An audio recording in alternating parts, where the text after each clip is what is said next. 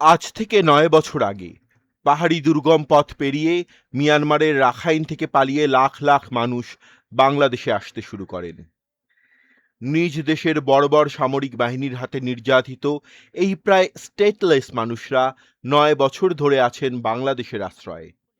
তাদের মাথার উপর আছে কোনো রকমে গড়ে তোলা একটি ছাউনি, কিন্তু সে ছাউনি তাদের ঘর হয়ে উঠতে পারেনি, কারণ এই মানুষগুলোর ঠিকানা নেই। নিজের দেশ তাদের পারলে ছুঁড়ে ফেলে দেয়, স্বীকারই করে না জাতিগত অস্তিত্ব। তারা বাস করেন বিশ্বের বৃহত্তম শরণার্থী শিবিরে। শুধু নিজ দেশ নয়, আশ্রয়দাতা দেশের মানুষও তাদের বিশ্বাস করেন না, পছন্দ তো করেনই না। আমরা কথা বলছি পৃথিবীর বৃহত্তম দেয়ালহীন কারাগারে বন্দী মানুষদের কথা। আমরা বলছি রোহিঙ্গাদের কথা। রোহিঙ্গারা মিয়ানমারের রাখাইন রাজ্যে প্রজন্মের পর প্রজন্ম বসবাস করে আসছেন, কিন্তু রাষ্ট্রীয় আইন, প্রশাসনিক বৈষম্য এবং জাতিগত নিপীড়নের মাধ্যমে তাদের নাগরিকত্ব ও মৌলিক অধিকার থেকে বঞ্চিত করা হয়েছে। এই কারণেই তারা বিশ্বের সবচেয়ে বড় রাষ্ট্রহীন জনগোষ্ঠীগুলোর একটি হয়ে উঠেছেন। ২০১৭ সালে সহিংসতার পর ৭ লাখেরও বেশি রোহিঙ্গা বাংলাদেশে পালিয়ে আসেন। আগের দফাগুলোতে আসা মানুষের সঙ্গে মিলিয়ে কক্সবাজার ও বাংলাদেশের অন্যান্য এলাকায় আশ্রয় নেওয়া রোহিঙ্গার সংখ্যা এখন ১০ লাখেরও বেশি। কিন্তু শরণার্থী শিবির কোনো মানুষের চূড়ান্ত ঠিকানা হতে পারে না। এখানে শিশুর জন্ম হয়, কিন্তু জন্মভূমি কোথায় এই প্রশ্নের উত্তর সে জানে না। এখানে তরুণ বড় হয়, কিন্তু তার ভবিষ্যৎ কোন দেশের সঙ্গে যুক্ত সেটা নির্ধারণ করার কোনো অধিকারই তার নেই।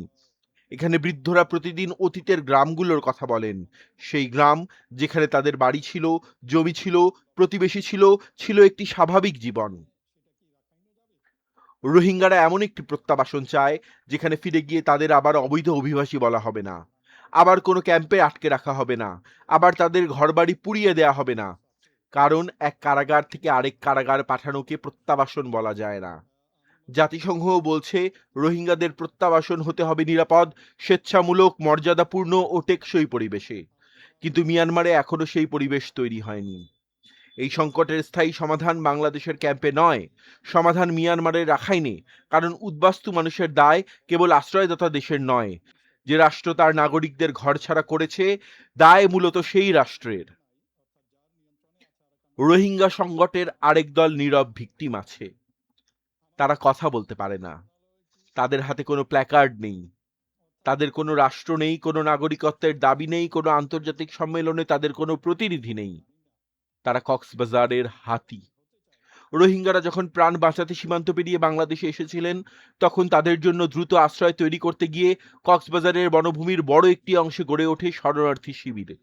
মানুষ বাঁচার জন্য জায়গা খুঁজেছে, কিন্তু সেই জায়গাটিই ছিল হাতিদের চলাচলের পথ, খাদ্য সংগ্রহের এলাকা এবং প্রজন্মের পর প্রজন্ম ধরে ব্যবহৃত করিডোর। কক্সবাজারে চিহ্নিত হাতির করিডোরগুলো অনেকগুলো অবকাঠামো, বসতি এবং শরণার্থী ক্যাম্পের কারণে সংকুচিত বা বাধাগ্রস্ত হয়েছে।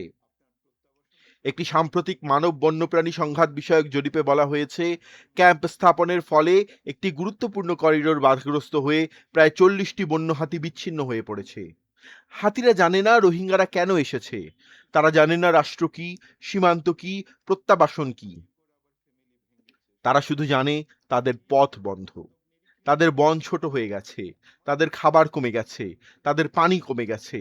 আর যখন ক্ষুধার্ত আতঙ্কিত একটি হাতি মানুষের বসতিতে ঢুকে পড়ে, তখন তাকে বলা হয় আক্রমণকারী। কিন্তু প্রশ্ন হলো, আসলে কে কার এলাকায় ঢুকে? ২০১৭ সালের পর কক্সবাজারের ক্যাম্প এলাকায় মানুষ ও হাতির সংঘাত ভয়াবহ রূপ নেয়। ২০১৮ সালে জাতিসংঘের শরণার্থী সংস্থা এবং IUCN জানায়, কুতুপালং বালুখালী এলাকায় হাতির সঙ্গে সংঘর্ষে অন্তত ১০ জনের মৃত্যু হয়েছে। এরপর হাতির গতিবিধি পর্যবেক্ষণ ও মানুষকে সতর্ক করতে ওয়াচ টাওয়ার এবং এলিফ্যান্ট রেসপন্স টিম গঠন করা হয়।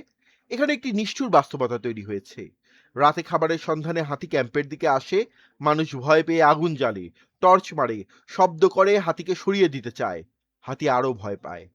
এই সংঘাতের কারণে নিয়মিত হত্যার শিকার হচ্ছে ভীত হাতিরা, বাংলাদেশের ফ্ল্যাগশিপ এনিমেলেরা। একই ভূখণ্ডে দুই প্রান্তিক প্রাণীর মুখোমুখি সংঘর্ষ। একদিকে রাষ্ট্রহীন মানুষ যারা নিজেদের ঘর হারিয়ে অন্যের বনে আশ্রয় নিয়েছে, অন্যদিকে বনহীন হাতি যারা নিজেদের পথ হারিয়ে মানুষের ঘরে ঢুকে পড়ছে।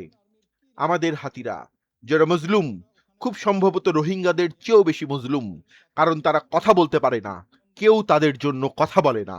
আমাদের মজলুম হাতিরা।